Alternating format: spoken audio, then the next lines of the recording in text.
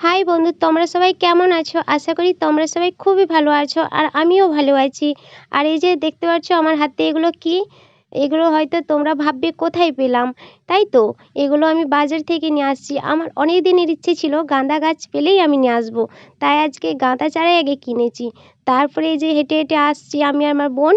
হেঁটে হেঁটে আসছি, মনে হচ্ছে যেন গাছগুলো মরে যাচ্ছে, কিন্তু না, আমরা এসেই গাছগুলো লাগাতে বসেছি। আর এই যে দেখতে পাচ্ছ লাগাচ্ছি গাছগুলো, আর ফুল ফুটে আছে, দেখতে খুব সুন্দর লাগছে। আমার তো খুবই ভালো লাগছে। আর 4টা গাছেই ফুল ফুটে আছে, দেখতে পাচ্ছ। আর এই 4টাতে তোমরা ভাববে যে কত দাম নিয়েছে। এই 4টাতে 20 টাকা দাম নিয়েছে।